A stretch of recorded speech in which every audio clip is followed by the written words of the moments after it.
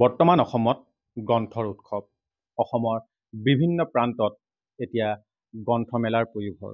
এই গ্ৰন্থমেলাত আৰু সামাজিক মাধ্যমত বৰ্তমান সময়ত এখন চৰ্চিত গ্ৰন্থ হৈছে আৰ্কান ইণ্টেল। আজি আমি সেই আৰ্কান ইণ্টেলৰ লেখক বুলন কুমাৰ শইকীয়াৰ বাসগৃহ নাহৰগড়ত আহি উপস্থিত হৈছোহি।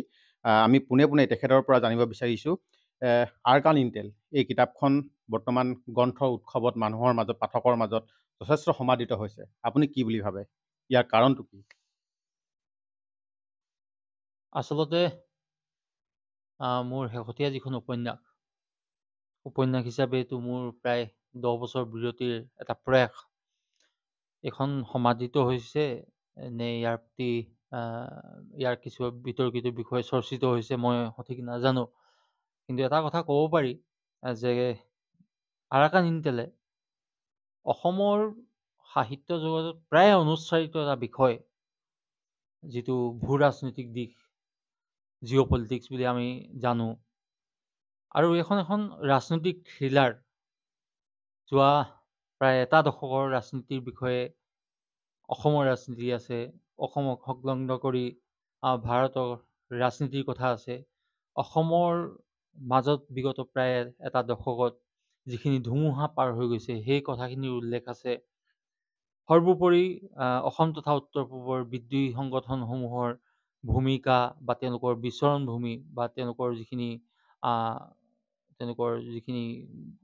ক্ৰিয়াকাণ্ড, সেই সম্পৰ্কত এই গোটেই কিতাপখনত চুই যোৱাৰ এটা প্ৰয়াস আছে। আৰু এই গোটেই প্ৰয়াসখিনি মই কৰিছোঁ ভূ ৰাজনীতিক দৃষ্টিকোণেৰে। এতেকে হয়তো বিষয়বস্তুৰ নতুনত্বৰ ফালৰ পৰা এই কিতাপখনৰ প্ৰতি পঢ়ুৱৈ সমাজৰ আগ্ৰহ বাঢ়িব পাৰে। বুলন কুমাৰ শইকীয়া লেখক হোৱাৰ উপৰিও তেখেত এজন জ্যেষ্ঠ সাংবাদিক। আমি গম পাইছোঁ যে আপুনি দীৰ্ঘ সময় ধৰি আপুনি চিকিৎসাধীন হৈ আছে আপোনাৰ অসুখৰ বাবে। এই যি আপুনি কৈছে যে ভূ ৰাজনীতিৰ সম্বন্ধীয় এখন ৰাজনৈতিক থ্ৰিলাৰ, এই থ্ৰিলাৰখন লিখিবৰ যাওঁতে আপুনি কি ধৰণৰ সমস্যাৰ সন্মুখীন হৈছে বা কি ধৰণৰ আপুনি অহোপুৰুষাৰ্থ কৰিছে এই 2টা বছৰ অতিক্ৰম কৰি? ঠিকেই যে মই এটা গুৰুতৰ ৰোগত আক্ৰান্ত হৈ আছোঁ প্ৰায় 1.5 বছৰতকৈ অধিক কাল, 2 বছৰে হ'বলৈ হ'ল। কিন্তু আচলতে বেমাৰটো মোৰ কাৰণে সৌভাগ্য হৈ আহিছে।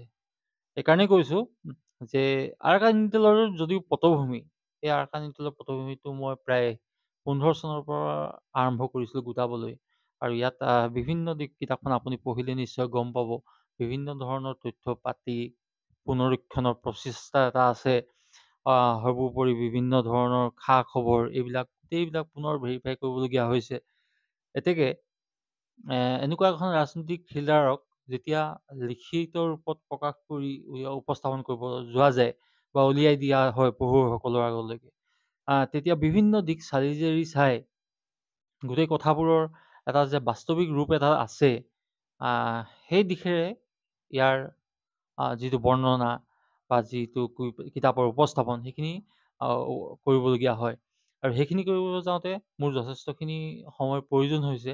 আৰু যিহেতু মই বেমাৰটোৰ পৰা প্ৰায় চাল চলনত মোৰ বিৰতি আহিল, মই বেছিভাগ সময় ঘৰতে মই অতিবাহিত কৰিবলগীয়া হ'ল। গতিকে মোৰ হাতত অফুৰন্ত সময় আহিল আৰু মই গোটেই যিখিনি ইনপুট মই গোটাইছিলোঁ সেইখিনি পুনৰ অধ্যয়ন, পুনৰ নিৰীক্ষণ মোৰ খুব সম্ভৱ হৈ গ'ল। আৰু সম্ভৱ হোৱাৰ কাৰণেই মই আৰাকান ইণ্টেল, মইতো এগৰাকী সামান্য লেখক, তথাপিও যিহেতু অসমৰ প্ৰেক্ষাপটত এনেকুৱা ধৰণৰ বিষয়বস্তুৰ অতীৱ গুৰুত্বপূৰ্ণ আছে, প্ৰয়োজনীয়তা আছে।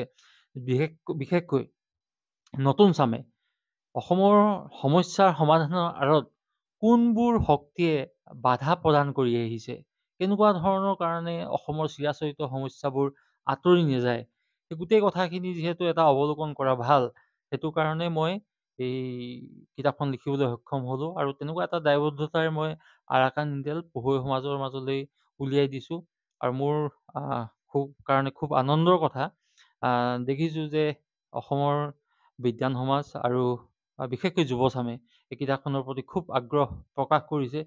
অসম তথা ভাৰতৰ বিভিন্ন প্ৰান্তলৈও এই কিতাপখনৰ অনলাইন বুকিং ইতিমধ্যে আমি কৰি তেওঁলোকে বিচাৰিছে আৰু আমিও পঠিয়াই আছোঁ।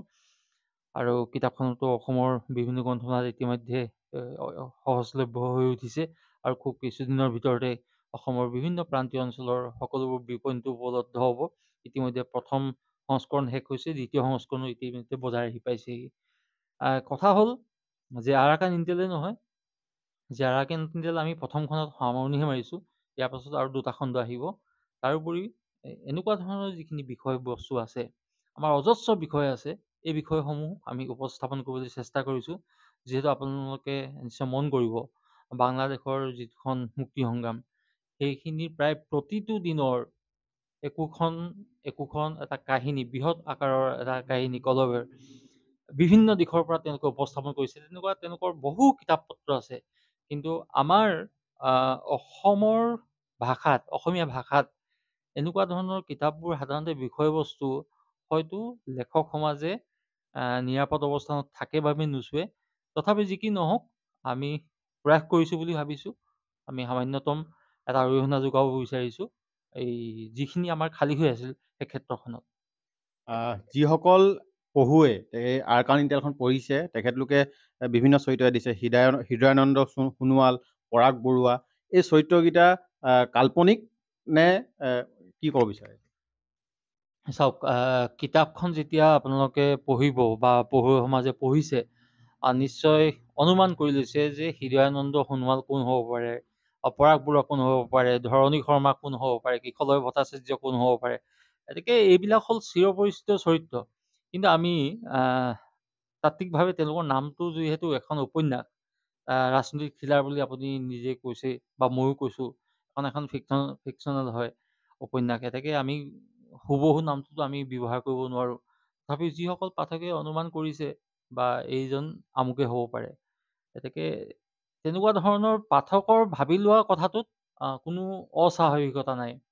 আৰু আমি লেখক হিচাপে ইয়াতে কাৰোবাৰ চৰিত্ৰৰ হিনদেৰি কৰিবলৈ, কাৰোবাক গ্লৰিফাই কৰিবলৈ এনেকুৱা ধৰণৰ কোনো প্ৰয়াস কৰা নাই। আমি এটা যিটো বিহংগম দৃষ্টিয়ে অসমৰ এটা দশকৰ ৰাজনীতিটোক চাইছোঁ, বিদ্ৰোহী সমস্যাটোক চাইছোঁ, আৰু ভাৰতবৰ্ষৰ যিখিনি আমাৰ লিংকেজ ৰাজনীতি আছে অসমৰ সৈতে, সেই গোটেই কথাখিনিকে চাইছোঁ। বা অসমক কেন্দ্ৰ কৰি বহি ৰাষ্ট্ৰসমূহৰ যিটো প্ৰেক্ষাপট আছে, ভূ ৰাজনীতিৰ দিশ আছে, বা এই সময়ছোৱাত বিদেশী ৰাষ্ট্ৰসমূহৰ, কাষৰীয়া চুবুৰীয়া বিদেশী ৰাষ্ট্ৰসমূহৰ সৈতে ভাৰতৰ সম্পৰ্ক উন্নত হৈছে নে অধোগতিলৈ আগবাঢ়িছে, গোটেইবোৰ কথাবোৰ ইয়াতে উল্লেখ আছে। এতেকে মই ভাবোঁ যে বাস্তৱিক দৃষ্টিকোণ এটা ইয়াত পাঠকে পাব, পঢ়ুৱৈ সমাজে পাব, আৰু তেনেকৈ চৰিত্ৰসমূহৰ বিষয়েও তেওঁলোকে নিশ্চয়কৈ নিৰ্ধাৰণ কৰি ল'ব পাৰিব। হয়, এয়া আছিল লেখক তথা জ্যেষ্ঠ সাংবাদিক বুলন কুমাৰ শইকীয়া।